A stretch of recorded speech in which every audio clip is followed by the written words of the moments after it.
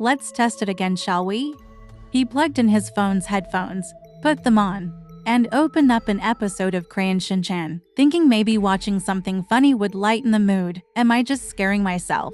But within half a minute lying in bed, he felt a chill on his right side again, and he started to feel short of breath. His right leg felt like it's about to cramp, and then the voice came back. This time Jung really felt his hair standing on end. He ripped off his headphones, and at that very moment, the little bear plush toy that his wife adored, which was sitting on the bedside, suddenly fell off and hit Jung right on the head. Jung jolted up in pain and shock, wondering what's going on here. I didn't touch this thing. How did it just fall off the bed? He quickly got out of bed, turning on every light in the house. It was just him at home. Oh my god, this is not okay, he thought. Even with the lights on, it wasn't enough. He turned on the TV and the computer as well. Although he was careful not to make too much noise for fear of disturbing the neighbors, he needed to create some sound. This silence is unbearable, he muttered to himself, and was unable to stand the quietness after his recent ordeal. After glancing at the time, he saw it was almost 5 in the morning, so he sat in the living room and started watching TV. After a while, it seemed like nothing was out of the ordinary. The strange sensations he had felt earlier had vanished, and there was no sound in his ears. He didn't dare to sleep, so he just sat there. As daylight broke and the hallway started to come alive with the sounds of neighbors leaving for work and school, Jung finally felt tired. The fatigue hit him and he turned off the TV and other devices, went back to bed and fell asleep in no time. When he woke up again, it was already noon. He got up to drink some water and headed to the bathroom. As he approached the bathroom door, he subconsciously gave the doorknob a tug. This time it was the door lock that was acting up. But as he pulled the doorknob, he felt something was off. It seemed loose. He fetched the usual tools, the screwdrivers and whatnot, and took apart the door handle and lock. Upon closer inspection, he was shocked to find that a spring pin inside the exterior doorknob had snapped.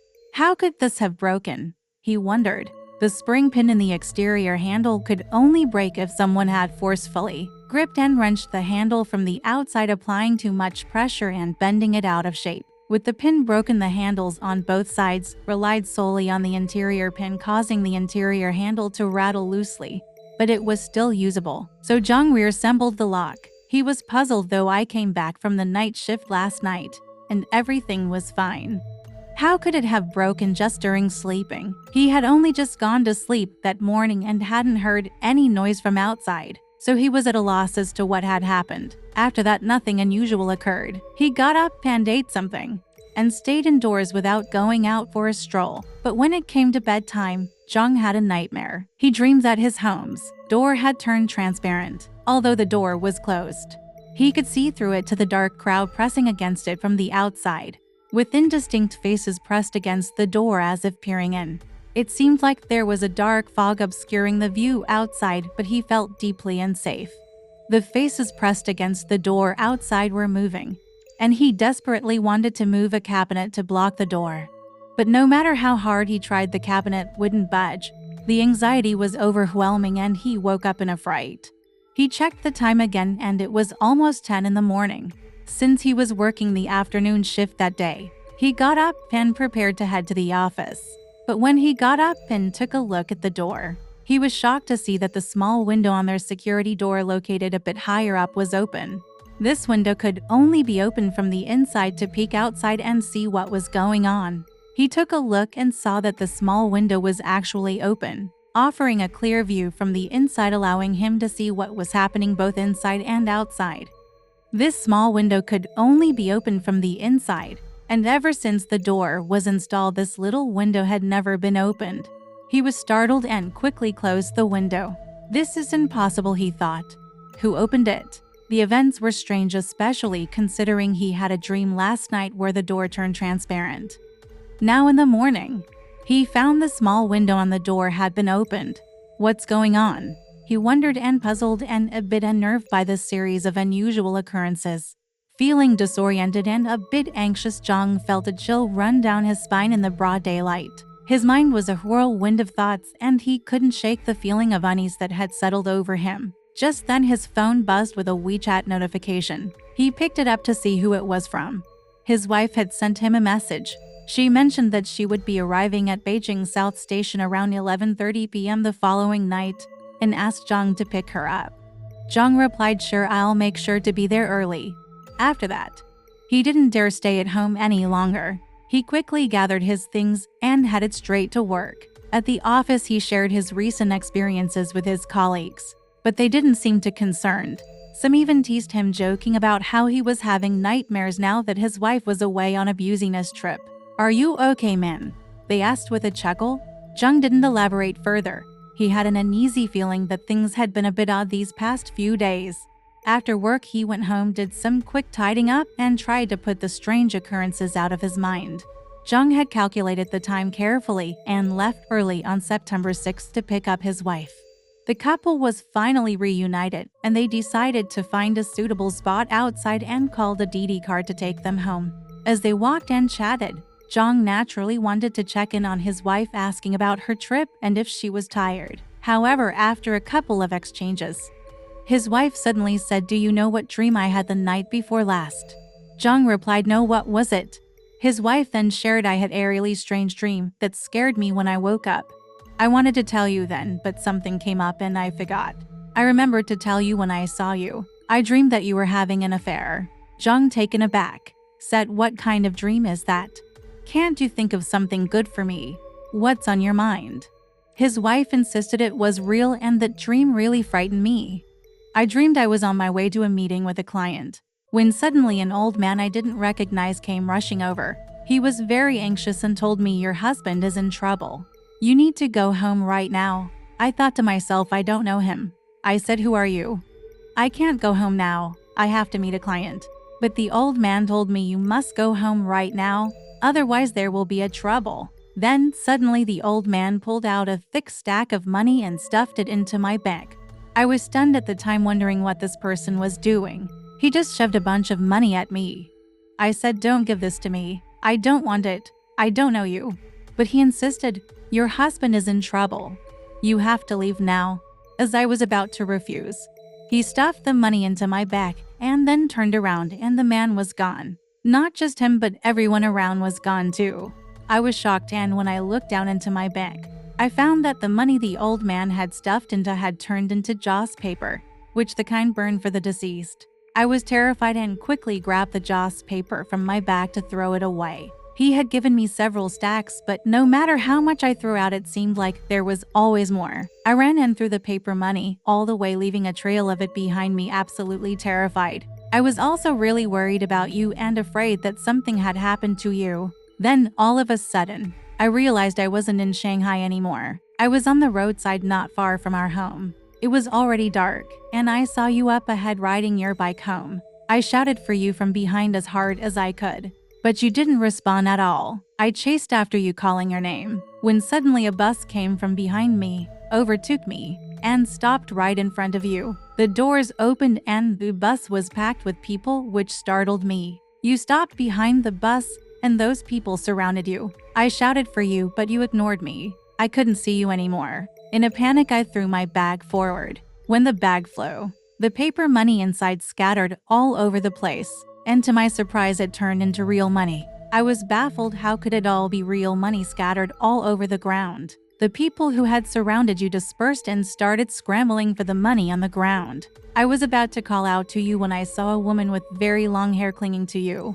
She had her arms around your neck, and her legs wrapped around your waist, hanging on behind you in an intimate manner, whispering something into your ear. Then you rode off with her, and no matter how much I shouted from behind, you ignored me. I was frantic and angry, almost in tears. I had only been on a business trip for 2 days.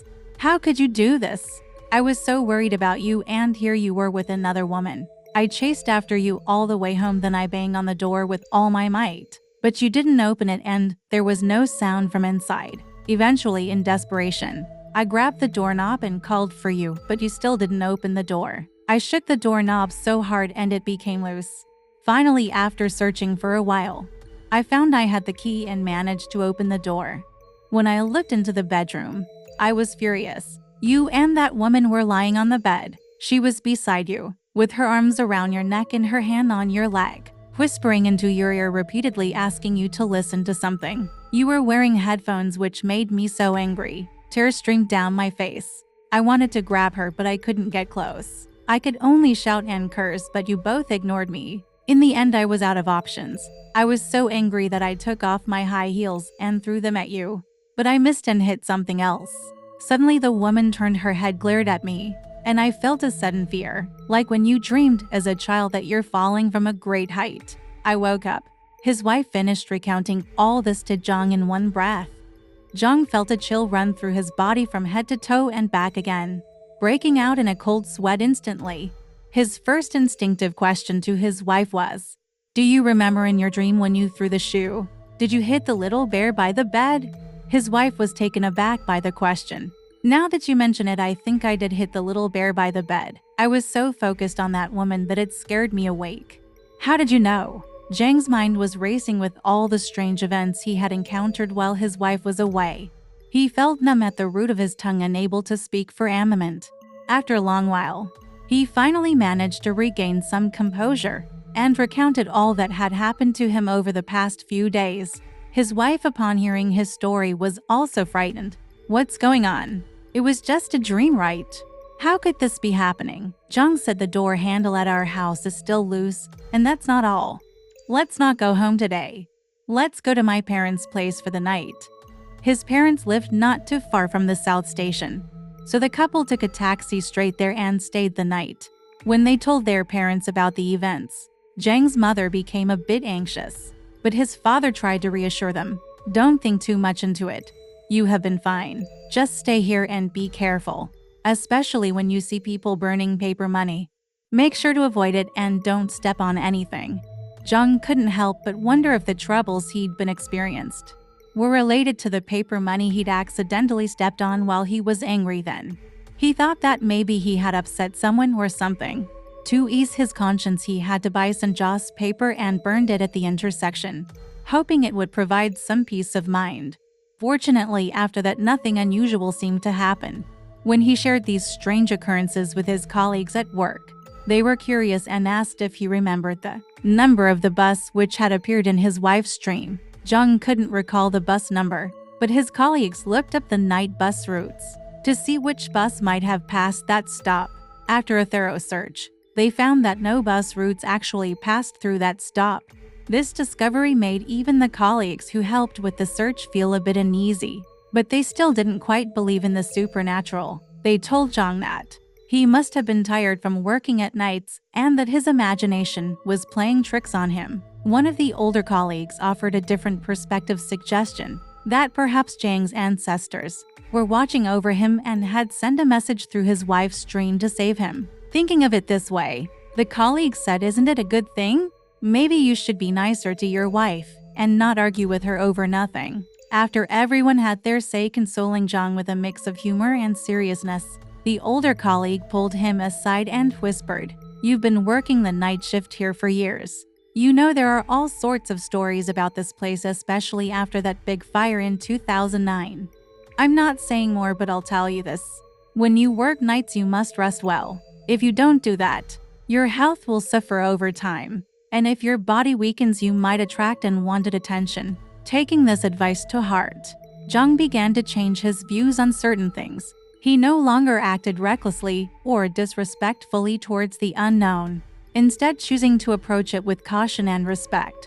This experience seemed to mark a turning point for him, making him more mindful and considerate of the unseen forces that might be at play in the world. And with that, the incidents came to an end, and no further occurrences were reported.